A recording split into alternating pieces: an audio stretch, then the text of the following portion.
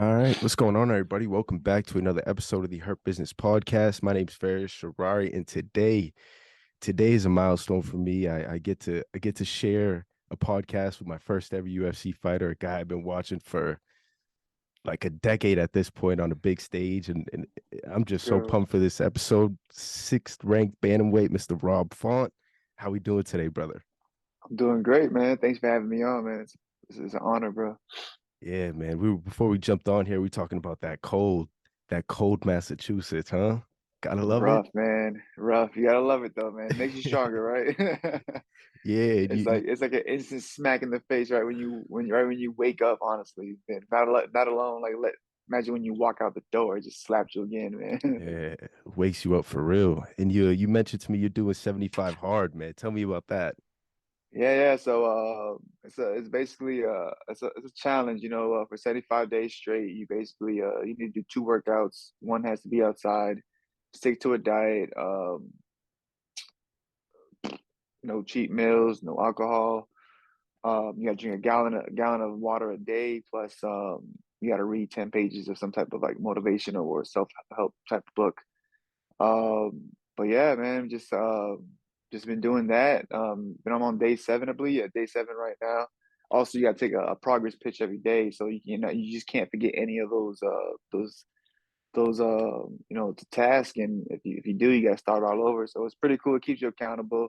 It's especially during camp, it helps a little bit to kind of keep me on track. But today it was rough, man. It was cold out there, so I had to move outside for 45 minutes straight. So I bundled up, must have thrown it looked like I was cutting weight before I left, throwing the heated jacket, basically looking like like I was going out there to play in the snow, man, and just went out there and just chucked it around Haver for 45 minutes straight. But yeah, Yeah, you dude, know. it's like minus 20 out there. It's like no joke for anybody who's not in New England. It's brutal to this weekend up here. But so whenever you're doing outdoor workouts, is it usually just you doing road work, running, walking? So it's usually at the minimum was just a walk, you know, or I do small things like I'll shot a box outside, hit the track, jump rope for the outside workout. Been playing a little bit of basketball here and there when I get a chance to. Not like pickup game, just like shooting the ball around, stuff like that. Obviously sprints, anything outside, but keep it basic. Today it was basically just walking, man. I wasn't doing Yeah. anything else but walking outside. But yeah, it's fun. It's cool, man. Again, it keeps you accountable. Makes me read a lot more. You know, keeps me on track with drinking my water. Obviously, keeps me on point with the diet. My wife is doing the same thing, so we keep each other accountable. So it's pretty cool. Just these days like this, man, it's kind of like you start reconsidering what you're doing. Yeah, like maybe I could do the second workout except indoors. Yeah, I don't mind doing the second workout. It's why I got to be outside. Yeah, man. So you Sometimes say I even take out the bike or some pull-up okay. bars and bring them outside. Just try to get creative, but the minimum, at least jog and walk for sure. Yeah, you said you play some basketball. You a sniper? You shoot? Like Not what's the really, game man. looking Not like? really. I'm getting better, but not really. I actually started I started training with Michael Carter Williams' stepfather. Oh, okay. He they're local guys out here. So and my boy Daquan out in Bethune. But I first started with him, and he just to switch up the workout and just do something different. And it's kind of like I always like played a little bit when I was younger, but not like serious, and I never really got taught how to play. So I started just messing around more, and then before you know it, it was just one session led to two sessions. Now I'm going twice a week, and I'm trying to fall in love with it. It's a good way to kind of like get a break a sweat without just running or like in jump roping or whatever. So it mixes it up. It's a lot of footwork. It's a lot of obviously angles, lots of hand-eye coordination. To dribble to left and right. It's not as easy as they make it look. So Right. it's catching up. Shots getting a little better, but Okay. slowly getting there. You ball at all? I do. I mean, I played in high school. I was never Oh, like nice. nice at all. I was never that guy. I was the guy at the end of the bench, and I had Okay. played probably one or two games, and those games where I scored, everybody went crazy. I was that guy. Let's go. Yeah, let's Yeah, go. Let's go. it- No, like man, I got a whole new appreciation for the skill and the skill development they go through and and the rhythm, the change of speed, the levels, like the angles. It's a lot that goes behind it, like Yeah. that you don't really realize unless you like either played or really really watch the game often. So and again, it's just another great mix up to kind of like get a sweat in. An hour and a half goes by like that. I'm just having fun, smiling. It doesn't feel like I'm working out. Yeah, it's a good time out there. Are you a Celtics fan? Oh yeah, definitely. They're killing it right now. Like Hell they yeah, just they are. murdered the Nets the other day, man. They're killing Yeah, it. They're playing tonight, right? They're playing the Suns tonight, right? I believe so. I believe that's the night. Yeah, yeah. They're unstoppable, man. They got obviously they got Tatum, Brown. They got Mm, Harper is killing it right now. So yeah. they're just doing their thing, man. Yeah, I like Horford gets Rob Williams. Rob yeah, Williams is out there just making things happen, man. I love the hustle in his game. Like, he just obviously like it's just like it's impressive to see, man. Hopefully they keep this like streak going. Then you got Marcus Smart just kind of like being the deep OG, boy. just running the show. So yeah, it's a solid team, man. Yeah, bro. I mean, the Celtics, I don't know, as of the past like 3 years, just seeing all these guys grow up, get better and better and better. It's just so fucking fun to watch. And now JT's like an Uh, MVP all of a sudden. and you hear the MVP chants every Yeah. game now. Like it's pretty cool, man. Have you gone And to TD and he watched a still game? looks so young. Yeah, I've been to a couple. Haven't been this year, but I've been to a couple. Um, it's always good to get in there and obviously just hang out and relax and watch the games. But I got to go to more for sure. Yeah, dude. Yeah, man. We'll back to some fight talk.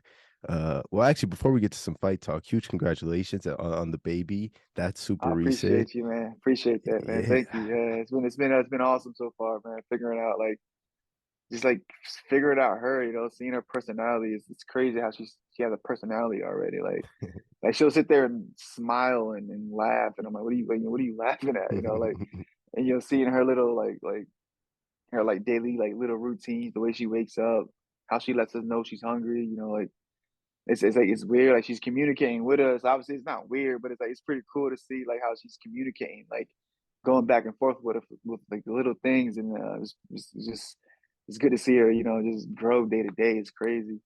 Yeah, I can imagine. I have no kids. I can't wait for No that kids. day. But for you, how has that changed it or shifted your mindset to the competitive approach to your profession? Yeah, definitely. Definitely. It feels like obviously there's a lot more to fight for. I do notice there's more of a sense of urgency during my days to kind of like get to the gym, get it done, bust my ass, and then I'm like speeding home just to get back. I just want to see her. So it's kind of like it's keeping me on track. It's like I'm waking up with a different pop. I'm waking up with a different like a little more, I guess. I'm saying? A little more. I'm feeling great.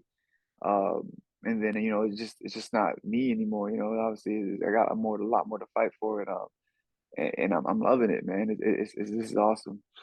That's a beautiful, beautiful thing, man. Kudos to you, humongous respect. Uh, but let's talk about some fights. Let's Let's talk about go. this Let's April go. 8th, man. April 8th, Big card, man. Big card. humongous card, right? Yeah, Before we yeah, even big talk card. about you at the top, Izzy Pereira too. How do you see that go down? Banger as always. Yeah. I think if Izzy could stay off the fence a little, I mean, not that he stayed off the fence too long last time, but if he doesn't get caught on the fence too much, if he mixes it up, I can see him winning the decision, but it's just tough with Pereira. He has his number. He's beat him before. It definitely has to be in his head a little bit. And he had that power that he could put you away every any round that he wants. So, but I'm going with Izzy on this one. I think he Mm, comes back and gets the belt back. the redemption story. Uh, are you one of those guys that thought that the stoppage in the first one was a bit premature? In the first time they fought Yeah, in in the MMA. kickboxing fight Nah, or in MMA, MMA. no, Yeah. no, no. I know. I thought it was pretty good. I think it was a good stoppage, man. He was hurt. Obviously he probably disagrees, but like, I think it was a decent stoppage. Yeah, yeah. No, I agree. But that card, man, you're fighting in front of an audience since what, 2020, since the Morales I fight? think not even. It was. I think it was the Simpson. I think Simpson fight. But no, wait. Who did Ricky Simone? Ricky Simone fight. It Mm, was a Ricky Simone fight. It was. Yeah. I think it was Ricky Simone in DC. And after that, I came back. Mariah was at the Apex, and then everything else from there was in the Apex. So yeah, it was Ricky Simone. Um, yeah, DC. It's been a while. It's been a fucking while, man. Yeah, Long time, man. So I'm excited. Crowd. Still no location. Rumors it's supposed to be like Miami or Brooklyn, so hopefully it's Miami. That'd be pretty cool to get out there. I never fought out in Florida. It'd be nice to get out there in that weather, and just kind of get away from this cold, But yeah, it's I'm tripping. Like it's gonna be April, so it's gonna be decent out here, but it'd be a lot better in Miami. yeah. If it is in Miami, how far in advance would you go down there and prepare? Usually do 10 to 14 days beforehand, especially when it's in Vegas. But yeah, looking like 10 to 14. Yeah.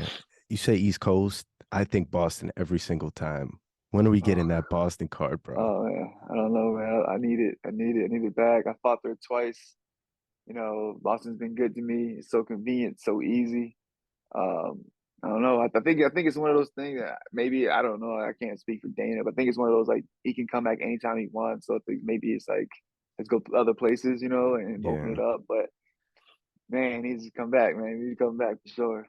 Yeah, I mean the talent out here, man, is probably better than it's ever been, ever, like in the history of Yeah, MMA. And you're yeah. wearing one of the guys that I'm so excited about on your shirt, on your hoodie Let's right now, the go. Phenom, Let's go. Tommy Let's go. Pags. Shout out Tommy Tommy. 2 times, man. Tommy Pags, man. Yeah. Well, how do you feel about him and Nick and Connor and those younger guys that you work with every day? Oh man, these guys are killers. They're killers. They're consistent. The gym rats. These guys are constantly in the gym. They all have their different styles. They all have things we all need to work on and get better at, obviously. But everybody's solid. Everybody's well rounded. Nick obviously just came off a tough loss, but learned a lot. Tom's coming up. I believe for the Dana White contenders or not the contender series, looking for a fight. So Calvin will be promoting that fight at the Encore, so he'll be fighting for that. Connor's always in the gym, so I believe he's on that card as well. So it's gonna be a good year for us. They're always training, they're always ready. Yeah, man. Do you see a little The bit of Northeast has a lot of talent, like you said. do you see a little bit of a young Rob in any of them or a little bit in each of them? It's weird. It's like a mix of like a combination of Tyson, me, Mm, and Calvin. And then a mix of their little flavor, and the way they do it. Obviously, everybody has different body types, but I can see when Tom's doing a little, like do a little bit of me, or when he transfers into to Calvin, you see like he looks just like Calvin. He moves like that. Even Nick, like I know I love it when I get a compliment saying that I feel like Nick on the ground. So like I steal a lot from those guys. Yeah, so I think it's a blend of all of us, and you can see like there's certain techniques and strategies that like you can see that's Tyson all day, or that's Calvin all day, and I think we all bring it out of each other. that's a beautiful thing, bro. You guys, the New England cartel is such a fun team to be behind at the present moment. And credit to you, right? Didn't you come up with the cartel nickname? Yeah, I mean, I just kind of like I would say, I just put a name to it. I think it kind of organically happened between obviously me, Calvin, and Tyson. Yeah. I just kind of put the nickname to it. But yeah, it was kind of organically just happened. And then we started adding the young boys and more guys, and now and obviously guys like Mitch, Carlos, all those Yeah. guys are always around, and you'll see a lot more from those guys as well. So yeah, it's been a quite a couple like a couple rides up and down here and there for the cartel, but we're here, we're staying, and we definitely will be coming back with some big wins. Hell yeah. Mitch coming off a huge win, right? That CES Oh KO man, that championship was win. that was bad, man. He was so calm in the back. He was so confident in the first round, and he was like letting us know that I'm gonna knock this dude out. And it's like Mm, once the fighter knows that, it's scary. It's like you'll notice like some guys, like some coaches have to convince their fighters that they're gonna do good. Like when the fighter's telling you that they're gonna do good, it's like, all right, it's going down tonight. And Mitch did exactly what he wanted to, what he told us he would do, and he's made it look easy. Proud of him. I can't wait for him, to get back in there and mix it back up. hell yeah. That best the knockout was great, but then you see Tyson jump on the side of the cage and he's like with his hands up pointing. That Uh, that whole moment was awesome. But you, Those are probably some of like the best like moments to see. Like, the fight's cool, mm, but like seeing like the reactions from like the corners or even like his mom or whoever, like the girlfriend of the fighter seeing that, or even yeah, just the the homies in the back just chilling, like seeing them go crazy. Like those are like the pictures like I love seeing, or the clips I love seeing. yeah, like those whenever like the hometown is watching the fight, the gym, and everybody just jumps up when the fight finishes or something. Those are Man, definitely lit. But you talk about it's dangerous when a fighter knows that knockout's about to happen. Do you can you remember a fight where you felt that and it actually happened? I um I would say it was like it started really happening for me um, when I was fighting for CES. When I not, one of my last fights at 45, like I went in there like, and I probably did a little bit too much too, but I went in there like knowing and trying to knock him out. Like before, I would try to like let it come and let it happen, or whatever came, I would take. But that fight, I was like, I was on a mission to get a knockout, and I flattened him out. And I took Mm, that same energy and I just brought it back to the UFC on my debut, and I flattened mm, George Roop. And then, what I'm saying, just started, but I would say like around there, because before when I first started, it was like I was winning decisions and I started slowly finishing fights.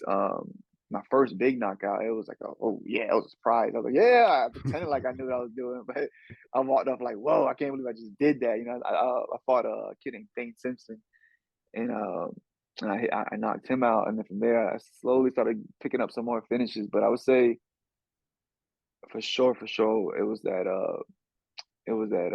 the last fight at CES. mm, mm. Tristan Johnson, I believe. Yeah, Tristan. I fought Tristan Johnson. Yeah. And that was for the strap, right? That was the belt. No, I fought Chris Foster for the belt. I believe I was Okay. defending the belt versus him. Mhm. You said at the beginning of your career, you were winning fights via decision, and then you transitioned into finishing fights. What was the change? What was the difference in approach between those two times of your career?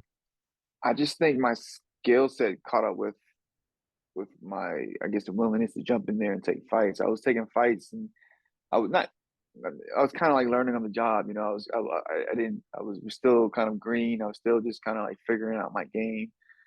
Still trying to figure out, and sharpening my skills as far as wrestling, striking, and all that type of stuff. And so I think, I think I was like, I think my skill set caught up with, I finally caught up to my skill set, or Mm, how do I say, like I finally like got better, like, and then just started happening, like confidence went with that, training went with that. Obviously the team and everybody else got well rounded, so I think we all naturally got better. And then, obviously the fights got tougher, but then as they got tougher, I was still winning and finishing them, so my confidence went up as well. So yeah, I think it's just my skill set mm, finally just got there. mm. Because you were a late bloomer, right? You started when you were 20 Yeah, I in didn't mixed start. martial I arts. started training at 21 and started Mm, fighting to like 24, 25, and then yeah, so like it was more of like no background, no boxing, wrestling, nothing like that. It was just off of pure like curiosity and just willingness to kind of keep going, and not being afraid to look stupid and all that, and just constantly put my head down and just get better and get better and mm, get better and keep trying and trying this, trying that, training over here, training over there, and then just figuring it out, and then obviously making the right people, like right Coach Tyson and everybody else, and getting with the right, strength and conditioning coaches, and just slowly started building from there. And then, with the right people, time, a willingness to get better, catch the technique finally catches up, and you start winning fights, and not just winning, but like almost like calling your shot. Like I'm gonna go in there, I'm gonna do this, and making it happen. yeah. Did you play any sports before getting into MMA? Not really. Dabbled a little bit when I was younger, but nothing serious. Never. I didn't take anything like real serious. I was one of those kids that would switch it up every other month. Like Mm. I was like, this month I was a BMX rider. The next month I was playing soccer or whatever. Then before you know it, I was skating and doing skates. So I was just kind of all over the place. Grew up in Florida, so it was like we was always outside, and but no, I didn't really, obviously, but played football, played basketball, played baseball a little bit, but never took it too serious. Like I took MMA. Mhm. Once I found this, it was like it was different. It was something different. I just absolutely fell in love with it and just kept pushing with it. It's a beautiful thing. You said you grew up in Florida. You were born in Massachusetts. Born in Mass, I was born. So my parents in the military. They were Mhm. stationed in Fort Devens in Leominster, Mass. Stayed out here. It was only out here for a few, and then they started moving around a lot. New York, throughout the states, um, Japan, Malaysia, and then we settled in Florida for a little bit. So I kind of like say I'm from Florida, but really I'm a mutt. I'm all over the place. You know, I'm kind of like that army brat. But we settled in Florida for a little bit. Went to school there. Then I came back up to Boston, say 2008, 2008, Mhm. 2009, and just been here ever since. What made you come back up to Boston? My wifey, she Oh, was yeah, so she would visit every summer. She was out here. I was in Florida. She had family in the same neighborhood I lived in Florida, and then so she would visit every summer. We got serious, and then decided to come out here and just kept doing our thing. how'd you guys meet? Playing basketball actually, yeah, yeah, Look yeah. at that. At the park, we was at the apartment complex, and like we was all just hanging out, and we ended up just shooting around, playing ball. Seen her, we just started talking or whatever, and like it wasn't like you didn't like do you it didn't like kick off instantly, but after a while, a couple more visits, and then just started it kicked off. But Yeah. yeah, I was playing basketball. She was nice. She played high school too. She was nice. She's pretty good. She was playing with me all the way until she had the baby. Honestly, we Oh, was out there okay. balling, yeah, shooting, not balling, but like shooting the Yeah, ball a yeah, little bit yeah. here and there. Like she was doing her thing. But she had a solid shot. She got to work in that left hand You guys ever get the one-on-one going? all the time, man, all the time, Yeah. constantly. Who get the best of who? Oh man, like she does her thing. She does her There thing, you but go. Smart man. All right. Well, back to some fights, man. Adrian Giannis, April 8th. How excited are you to get back in there? I'm excited, bro. This is like I can't stop smiling. I got to get back in there and erase these W's. I'm sorry, these L's out of my vocabulary and get them behind me and get back to that win column. Obviously, Adrian Giannis is a tough fight, up and comer. He's undefeated. He's riding momentum. I know how it is. He's you can do a lot with momentum, and you can build off of that. And my plan is going there and halt all that for him. But another dangerous opponent. I believe, finishes all his, yeah, except for maybe one of all his UFC fights. I think he finished them all. He fought Randy Costa, which we Yeah. trained with in Boston. So I kind of I'm familiar with like his style. Um, yeah, man, this is a tough fight. It's a big fight. Obviously he's coming in there and trying to finish and make a name for himself. I'm trying to get back on the win column, and it's in front of a crowd, so it's gonna be a lot of energy in there. So I'm hyped. I know he's gonna bring it. I'm always bringing it, and I'm always looking for that finish. What's the feeling now being the veteran protecting his top rank against the lower ranked young guy who's been on a tier, building up heavy steam? Man, like it's like I only necessarily look into it to like that. I just think it was another dangerous opponent in my way. Obviously, technically, I'm the ranked fighter, and I'm the veteran and all that. But man, he got a lot of fights on his records too. He's been around for a while. I don't know the exact record, but he's got a lot of fights. Um, he has he's got some UFC experience. Yeah. He's been in some big positions too. So this is not like I'm not treating this like this is like some kid I'm fighting. Like this is another grown man trying to take my head off. And I'm going in there and I'm gonna treat him that way. Mm. Is there a different level of excitement knowing that this is stylistically a guy who's going to stand up with you and try to march forward? And given your history, that's kind of your style as well. Yeah, yeah. I think it's just a huge opportunity to put on a great show on a big card and go for that bonus, man. So and he's the guy to do it with. I don't think he can get into a boring fight. I don't think he's one of those guys that can stall out and be in a boring fight. So like at that obviously, is always entertaining. It's always gonna be fun. And as far as for the fight fans, but as far as the fighter too, like he's gonna go in there and start trading with you, which obviously leaves opportunities for you to try to catch him and knock him out. It's a lot harder to put guys away when they're real tight, but when they're going there with you, there's opportunities for you to get in there and capitalize. Obviously, same vice versa. Like you could be leaving openings as well. So that's the scary part. But like like you need two guys to tango, and he's willing to do that. So everything's on point. My head movement's there, hands are up. Make him miss a couple times, make him pay, and walk away with 50 grand. Yes, sir. 50 G's, baby. Let's Uh, go. for What's the walk like for somebody like myself who's never going to make that walk on a big UFC stage? Maybe for younger fighters listening to this, kind of trying to thrive to be in your position one day. What's that walk like? Man, it's the best feeling in the world. It just feels right. I tell everybody all the time, it just feels right. Everything is right. Because obviously you go from these local scenes, it could be a decent spot or it could be in a baseball field. So like it's the walk is never really nice. But when you get to the UFC, everything is just right. The cameras are right in your face. The lights are brighter. It's the like obviously the music is louder. You can feel it just just going through your body. Everything's organized. It's real professional. You got brand new fight kit and everything's brand new. The gloves are brand new. You can still smell the leather. Mm, Then they play your music. You get that countdown, and obviously the cameras are there. You can kind of hear the commentating, or if you're kind of like doing the pre-fight show, you kind of hear that, and it's just like it just feels right. And then you go out there, and it's just like a bomb.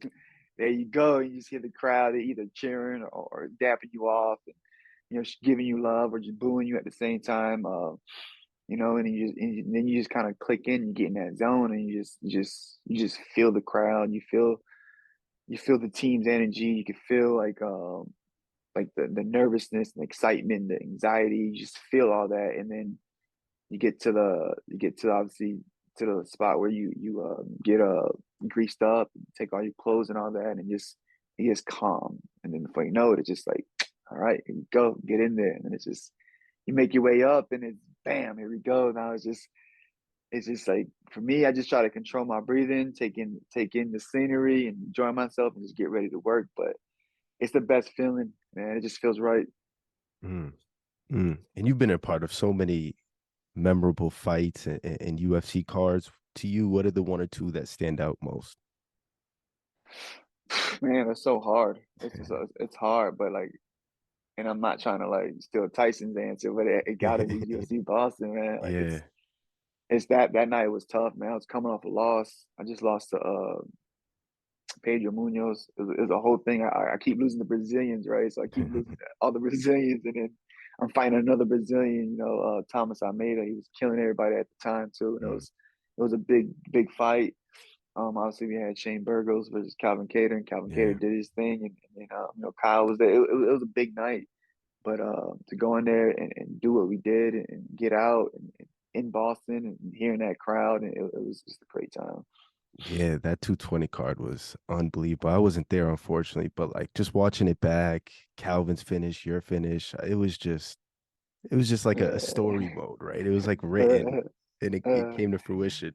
because even like if I believe it, Calvin's fight was kind of like, it was kind of going, it was real close going into that Yeah. third round, and it was like boom, put him down. It just exploded. It was awesome, man. TD's a special place, man. That's why we got to get back up here, bro. We got to get a UFC 100%, Boston card. 100%, 100%, man, 100%. I hear NBA players, this is a random question, talk about how cool it is to use their character in 2K.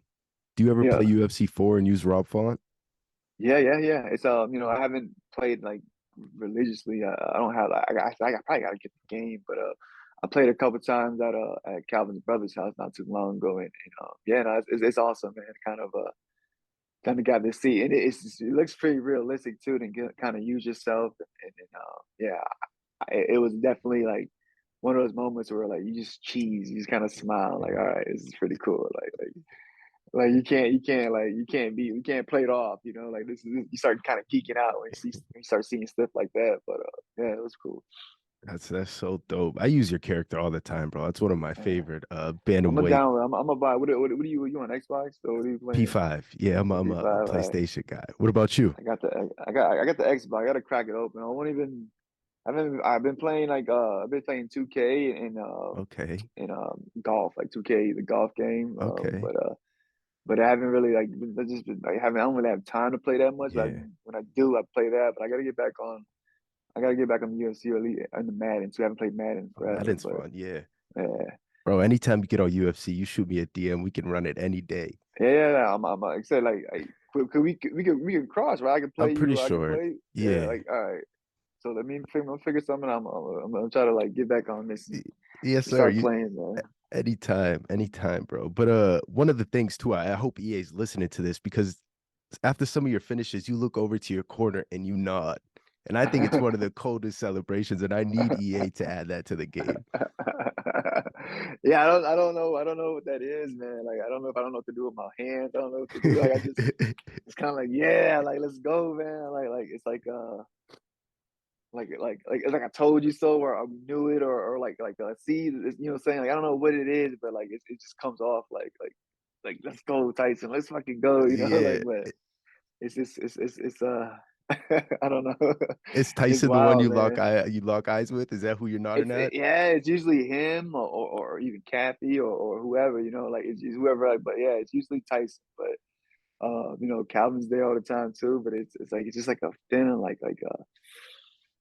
it's over. We did it. Mhm. You know, like let's get back to it. But it's a good feeling, but it's bittersweet because like right after that, it's like, oh man, you kind of like just like it's tough because now you got to get right back to it, and you know you go through these ups and downs where it's like fight, bomb. It's like getting back to the gym, so it's kind of like that little moment of like, you know, like it's like it's it's hard to explain, man. It's hard to explain. I bet, man. You put in so many hours in the gym and to get that moment, that's what you deserve, right? That's what you work so Uh, hard to get. yeah. And it's like all the driving, the miles, the fighting, the bitching, complaining. It's like it all doesn't matter once you get that moment right there, you know. Mm, mm. Beautifully said, bro. Rob, this was an absolute pleasure, man. I'm rooting for you heavy on April 8th. Best of luck to the camp the rest of the way and bring it home for us, man. My dude, man, I appreciate that, man. Thanks for having me on, bro.